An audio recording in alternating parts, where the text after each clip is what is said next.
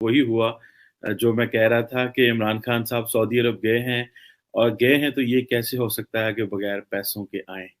और government of Pakistan जो है उनको सऊदी अथॉरिटीज़ ने श्योर कराया, प्रॉमिस किया है कि वो $3 अरब की जो अमाउंट है वो देंगे, पाकिस्तान के सेफ डिपॉज़िट में जमा कराएँगे।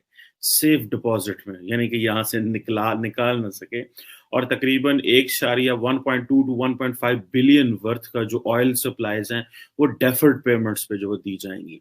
और क्योंकि प्राइम मिनिस्टर इमरान खान गए तो थे वहाँ पे वो एनवायरनमेंट की बातें करने गए थे, लेकिन रास्ते में ये डील भी लेके आ गए।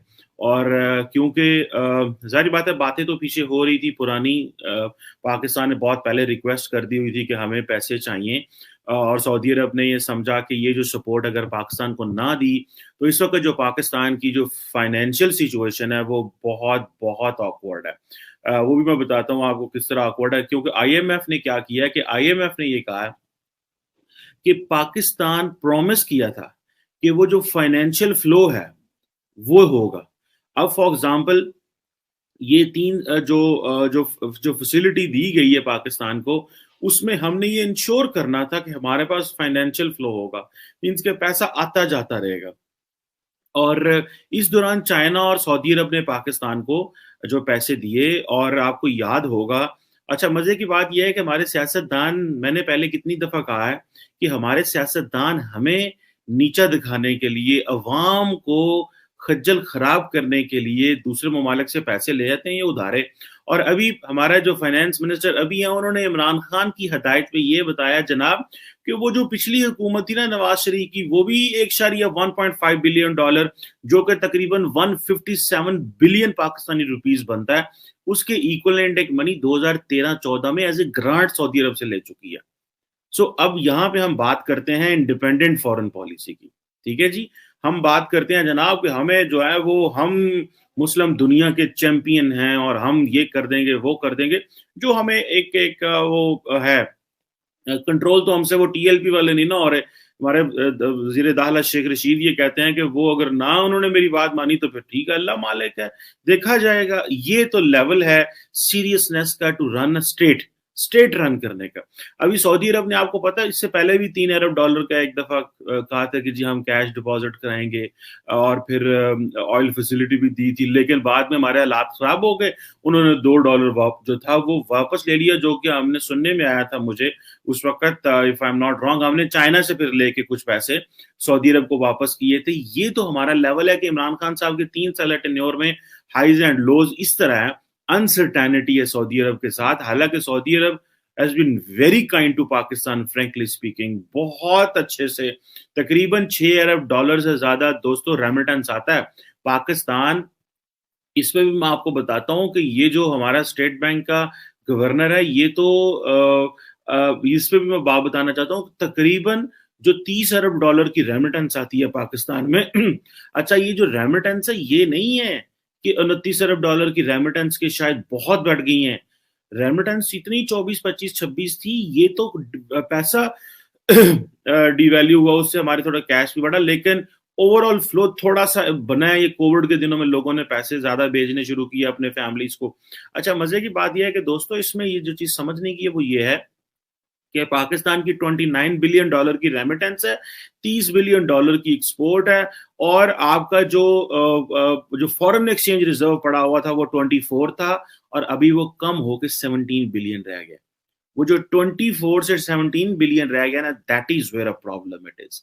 कल मैं जो आपको कह रहा था कि जो डॉलर 175 पे गया we are not economist but we read so much of the things कि ये अराउंड क्या हो कह रहा है कि जो पिक्चर बनती है ठीक है जी ये पिक्चर कैसे बनेगी और मजे की बात यह है कि जो कल डॉलर 75 175 क्रॉस कर गया 175 क्रॉस कर गया कल वो थैंक्स टू हमारे जो गवर्नर स्टेट बैंक हैं जो हमने इंपोर्ट किए हैं और मैं आपको बात बताऊं आप इस पाकिस्तान की जो है वो किस्मत देखें कि एक 19 ग्रेड का बंदा पाकिस्तान के जो लोग हैं जो सरकारी लोग यहाँ पे काम करते हैं उनके लेवल का 19 ग्रेड का बंदा जो कि इजिप्ट में आईएमएफ ने लगाया था उसको लाके उनको 22-22 ग्रेड के ऊपर बिठा दिया आईएमएफ ने।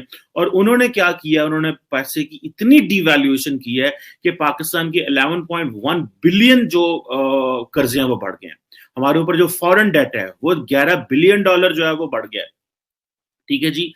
और दूसरी बात यह है कि ओवरऑल एक बड़ा नुकसान हुआ है पाकिस्तान की इकोनॉमी को, क्योंकि हमने अपने डॉलर को फ्री फ्लो कर दिया। ये मैं थोड़े दिन पहले भी आपको बोल रहा था कि हम अपने डॉलर को फ्री फ्लो करते हैं।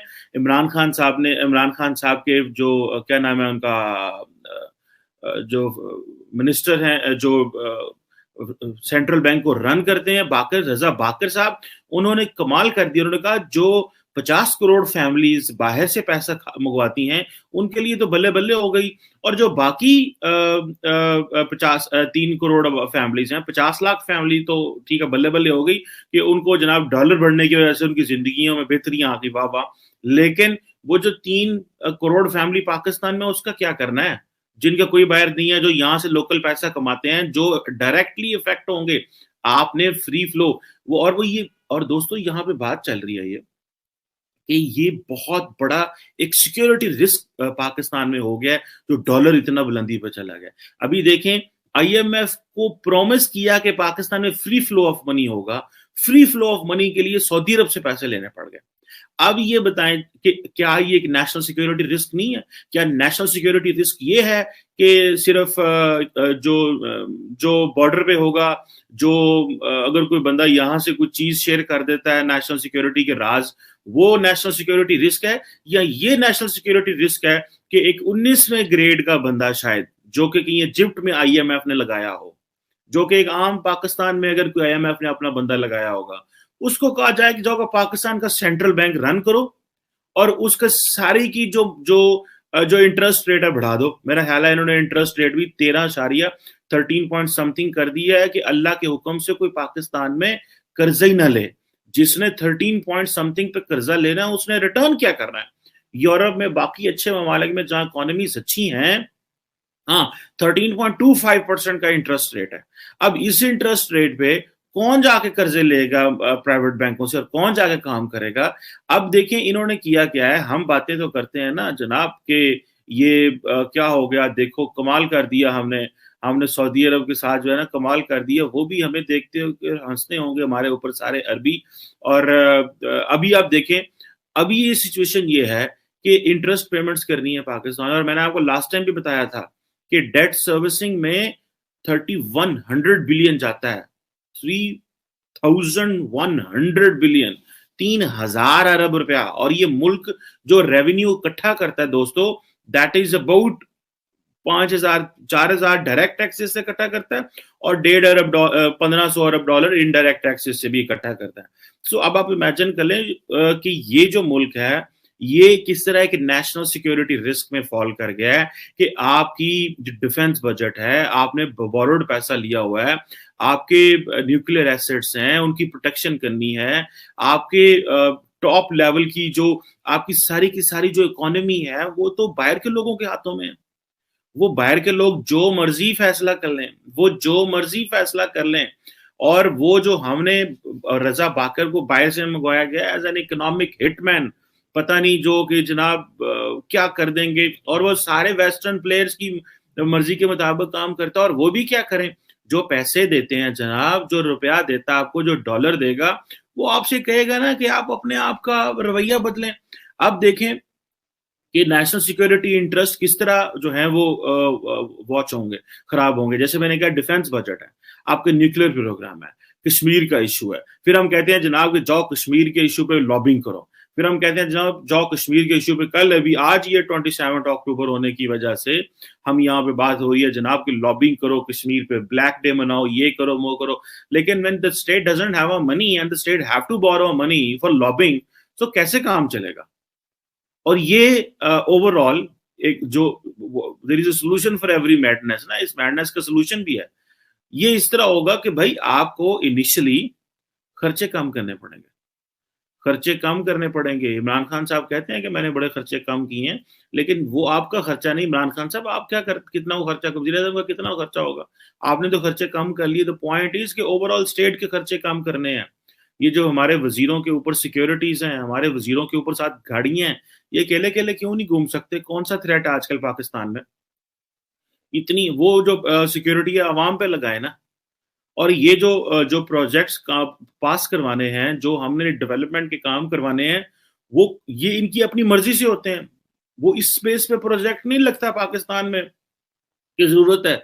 वो इस बेस पे लगता है कि उस जगह पे कितना स्ट्रॉन्ग मिनिस्टर है, कितना स्ट्रॉन्ग एमएनए है, जिसकी वज़ह से प्रोजेक्ट लगते हैं। सो ये जो चीज़ें हैं, ये तो पाकिस्तान का इन चीज़ों ने जो रियल जो डैमेज किया हमें। और फिर हम सऊदी अरब को हम बड़ी गालियाँ देते हैं, ज़ाहिर बात है हम भी कहते हैं जनाब ये क्या हो गया? ये क्या सऊदी अरब हमारे साथ कर रहा है? फिर वो पता है क्या करते हैं?